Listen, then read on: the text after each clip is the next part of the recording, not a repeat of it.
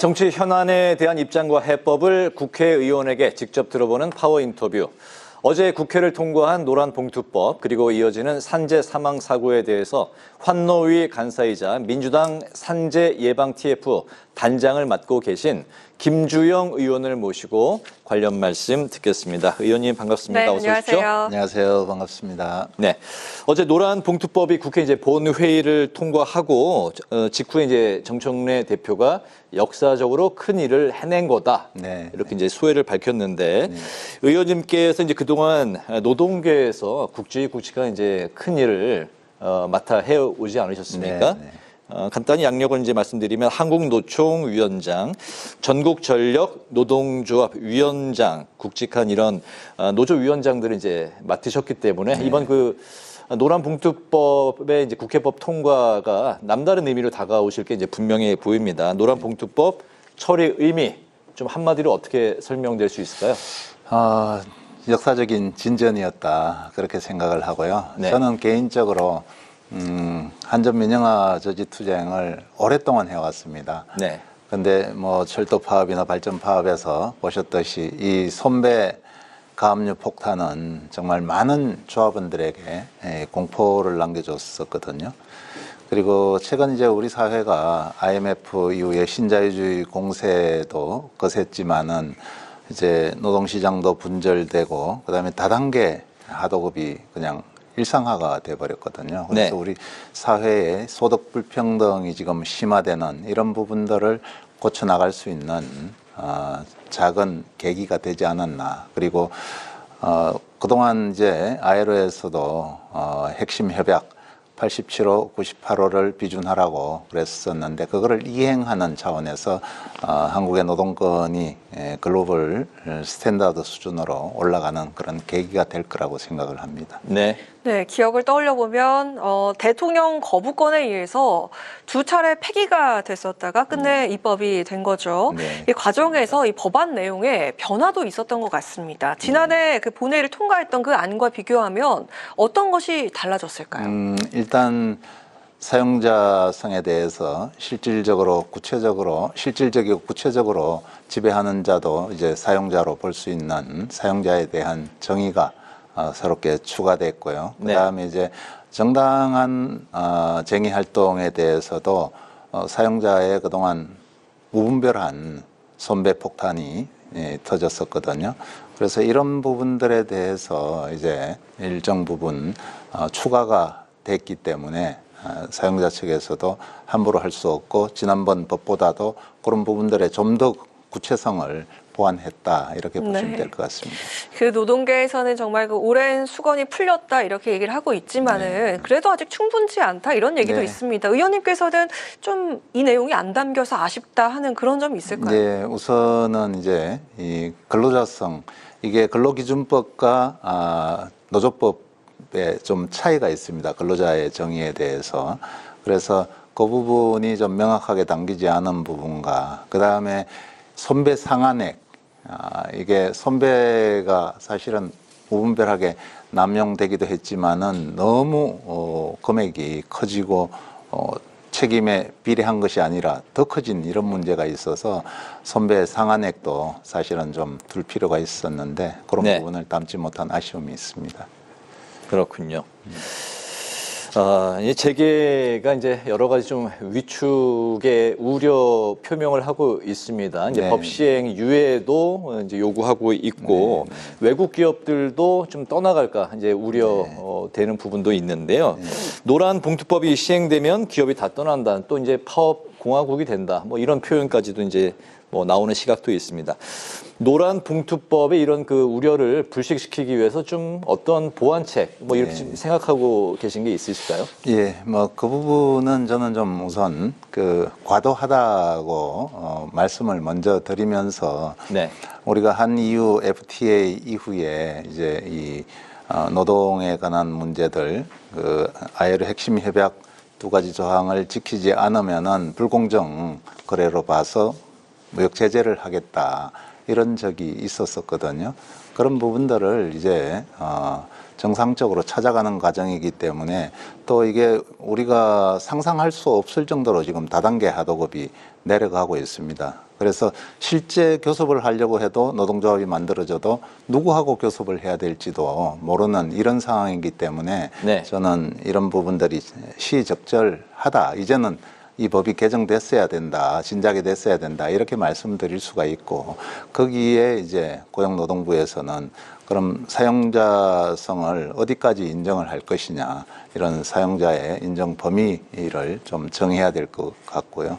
그 다음에 교섭 절차라든지, 이 노동쟁의의 범위, 이런 부분들을 추가로 조금 이제 고용노동부에서, 정부 측에서 정리를 좀 해서 노사 간의 그런 분쟁이나 갈등을 줄일 수 있는 방안들을 6개월 동안 만들도록 시간을 준 겁니다. 네. 네네. 그래서 또 그렇게 보완이 된다면은 이제 노동조합 측에서도 교섭 상대를 정확하게 찾아서 교섭을 하고 합법적 테두리 내에서 쟁의도 할 수 있고, 사용자도 이제는 우리 회사에서 일하는, 비록 이렇게 하도급, 다단계 하도급으로 내려갔지만은 이 법으로 인해서 다단계 하도급을 좀 줄여낼 수도 있고, 이제 노동자들을 파트너로 생각할 수 있는 이런 시간들을 좀 6개월 내에 네. 생각하고 정리를 해야 될 것이다. 그렇게 생각을 합니다. 네. 네.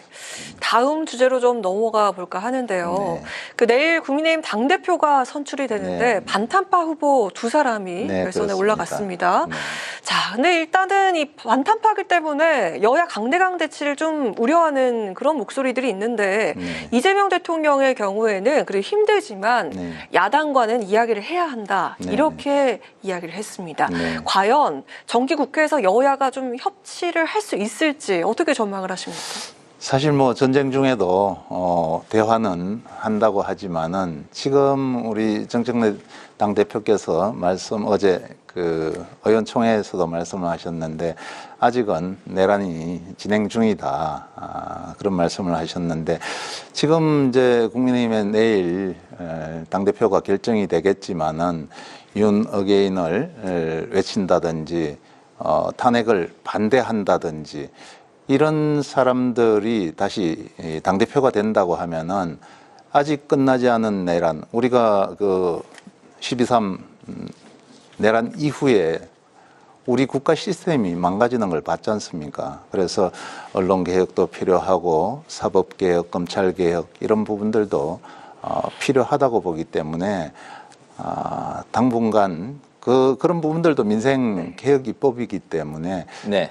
거기 협조한다 그러면은 대화할 수 있는 여지는 있을 것이다. 네.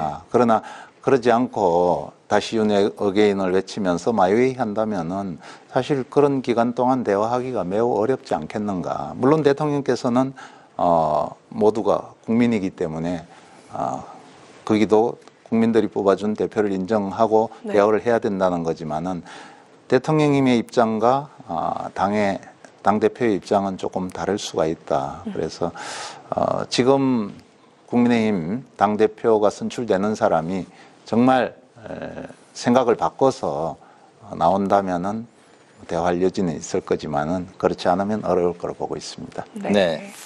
의원님께서 이제 또 다른 당내 산재 예방 TF 이제 단장도 맡고 계신데요. 네. 청도 열차 사고 현장 그리고 네. 이제 그 전에 포스코 ENC 네. 여기 이제 계속해서 사고가 이제 반복해서 일어나고 네. 있고 의정부 DL건설 공사 현장도 직접 이제 네. 다녀오셨는데 네. 현장에서 좀 어떤 걸 느끼셨습니까? 이런 후진적 사고가 아직도 2025년 현재 대한민국에서 일어나고 있다는 데 대해서 너무 사실은 좀 충격적이었고 마음이 아팠습니다. 예방할 수 있는 사고들인데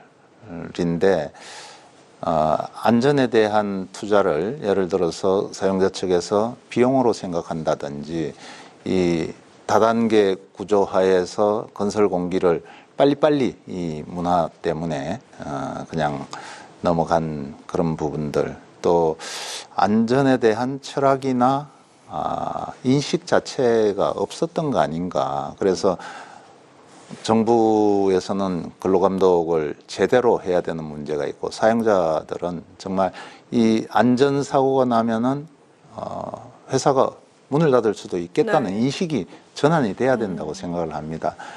그래서 노동자들도 나 자신을 위해서 안전 수칙은 꼭 지킨다는 이런 부분들이 잘 그 문화가 확산되지 않는다면은 이런 사고가 앞으로도 정말 계속되는 거 아닌가 싶을 정도로 네. 저에게는 충격적이었습니다. 네. 네. 근데 사실 이 법이 없는 게 아니거든요. 네. 근로기준법, 산업안전보건법, 중대재해처벌법 이렇게 다 법이 있는데도 계속 큰 사고가 발생하는 거는 이 법이 실효성이 없다라는 뜻이 아닐까 이런 생각도 드는데 그 TF에서 이 법을 좀 보완하기 위해서 좀 어떻게 할 수 있을까요? 예, 우선 이런 사고들을 저희들이 현장을 가서 보는 이유는 우문현답. 우리들의 문제는 현장에 있다는 답이 현장에 있다는 것을 현이 현장이군요. 예, 네. 확인하기 위한 절차고요. 저희들은 일단 그 국회의원들은 입법을 하는 그런 기관이지 않습니까? 그래서 시급하게 해야 될 부분들은 정부 차원에서 근로감독을 한다든지 개선 시정 조치를 한다든지 해야 될 것이고 저희들은 현장을 충분히 보고 거기서 전문가 의견이라든지 노동자들 의견이라든지 또 사용자의 의견 뭐 필요하면 유족들의 의견들까지 담아서 그거를 입법화하는 그런 과정들을 거치려고 합니다. 그래서 네. 지금 좀 뭐 분기별로 이렇게 준비되는 대로 끊어서 입법화를 지금 해나갈 그런 계획입니다. 네. 네. 대통령이 이제 직접 좀 젊은 시절, 어린 시절에 이제 소년공 네. 출신이고 또 현장에서 이제 또 산재 사고도 당했기 이제 때문에 네. 바로 이 문제에 그 누구보다도 그 절실한 그 현안 네. 타개책을 모색하고 관심을 갖고 계신 것 같습니다. 네, 그렇습니다. 노동부 장관에게 이제 직을 걸고 이 네. 문제를 해결해라 이렇게 이제 지시까지 내린 상황인데 형사적 처벌은 물론이고 이제 입찰 참여 금지, 네. 영업 정지, 네. 또 은행 대출 제한 뭐 여러 가지 이야기들이 나오고 있는데 사실 그런데 이제 처벌보다는 예방의 방점을 좀 찍은 네. 사고가 나오지 않는 게 가장 중요한 거 아니겠습니까? 맞습니다. 그런 이제 상황에서 또 이제 여러 가지 위험들을 떠안고 있는 외주, 현재 뭐 이런 것들도 좀 개선이 굉장히 시급하다. 그 전부터 이제 많이 나왔던 네. 이야기들인데요. 네. 관련한 의원님 그 말씀도 좀 들어볼까요? 예. 그래서 저도 뭐 지금 역대 어느 대통령께서 이런 산재 문제에 대해서 관심을 가진 분은 지금 이제 이재명 대통령이 최초 대통령이 아닐까 싶을 정도로 네. 이 산업재해는 사실은 한 가정을 붕괴시키는 것뿐만 아니라 우리 사회에 엄청난 비용을 들게 하는 거죠. 지금도 매년 800명 넘는 산재 사망 사고가 있고 또 그 산업 질병으로 인해서 산재 판정을 받은 그 사망자들 포함하면 2,000명 정도가 네. 사고로 그렇게 유명을 달리하고 있거든요. 그래서 저는 그런 위험의 외주화 문제 이제는 다시 우리가 고쳐내야 된다고 생각을 합니다. 전부 그냥 싼 비용으로 모든 것을 하려고 하는 이 기업들의 안전에 대한 인식들 이게 비용이 아니라 투자로 생각하고 지금도 안전관리 비용들을 제대로 안 내려주는 업체들이 있다는 거예요. 그래서 저는 그런 부분들을 기업하시는 분들이 회사가 망할 수 있다는 각오로서 정말 개선을 해야 되고 또 우리 국민 모두가 작업자부터 국민 모두가 안전에 대한 인식과 문화를 개선하지 않으면은 안 된다. 그래서 지금 우리 앞에 닥쳐 있는 중요한 과제가 산재를 막아내는 그런 거라고 생각을 합니다. 그래서 네. 함께 노력해야 될 것 같습니다. 네. 네.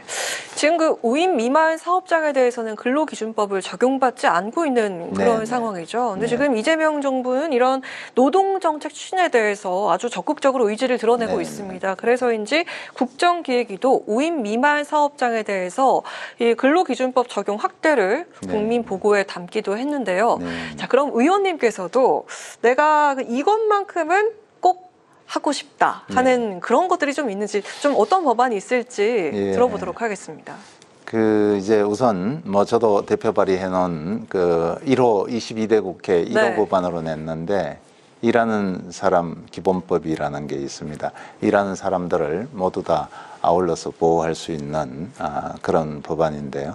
그 법안이 한시 빨리 좀 국회를 통과했으면 좋겠고요. 그리고 지금 이제 우리가 초고령화 사회로 네. 접어드는 이런 상황에서 33년부터는 이제 연금 수급 개시 연령이 65세로 올라가거든요. 그러면 지금 정년이 60세이니까 5년간 소득 공백이 생깁니다. 네. 그리고 지금 저출생 문제, 고령화 문제, 고령 사회로 우리가 전환되는 이런 과정에서 일을 더 할 수 있는 정년 연장 문제. 제가 지금 우리 당에 회복과 성장을 위한 정년 연장 TF의 네. 간사 겸 대변인을 맡고 있습니다. 그래서 정년 연장 문제도 매우 시급하다고 생각을 하고요. 그 다음에 이제 사람들이 아프면은 쉴 수 있는 상병 수당, 네. 이런 문제도 꼭 좀 짚어보고 싶습니다. 그리고 정말 지금 체불임금이 만연하고 있습니다. 네. 저희들이 환노위에서 작년에 법 개정을 통해서 올해 이제 10월부터 효력을 발휘를 하게 되는데, 법이 시행되게 되는데, 거기에는 이제 상습적인 채임 사업주에 대해서는 출국 금지라든지 명단 공개라든지 이런 걸 할 수 있고, 지금 고용노동부에서 체불임금을 막기 위한 특단의 조치를 준비하고 있는 걸로 알고 있습니다. 연간 체불임금이 2조 정도가 된다니 얼마나 큰 많은. 규모네요. 예. 그런데 기업이 망하더라도 기업주는 살아남는 이런 현실은 하루빨리 개선해야 되기 때문에 그런 부분들도 제도적으로 좀 더 보완해야 될 것 같습니다. 네, 알겠습니다. 시간이 이제 조금 뭐 있어서 네. 곧 있을 이제 정기 국회에 아까 이제 전화 인터뷰에서 이제 국민의힘의 여러 가지 이제 뭐 주안점, 뭐 네. 전략 잠깐 들어봤는데요. 네. 민주당이 마찬가지 뭐 좀 질문도 드려볼까요? 네. 예, 좀 짧게 들어볼까요? 네, 네. 예. 우선은 이제 민주당에 지금 3대 특검을 진행하고 있는데, 이 부분이 사실은 이제 국민들 의혹들을 깔끔하게 해결해 줘야 되는 거지 않습니까? 네. 그래서 그 부분에 대해서 좀 더 명확하게 저희들은 당 차원에서 대응을 해야 될 것 네. 같고요. 그런 좀 전에도 말씀드렸지만은 개혁 법안이자 이게 민생 법안인 사법개혁, 그 다음에 언론개혁, 네. 이런 문제들이 우리가 한시 빨리 법을 통해서 정비하고 정상국가로 완전히 돌리는 것이 우리 당에 지금 주어진 그 국민들의 지지를 받은 그 뜻이라고 생각을 합니다. 알겠습니다.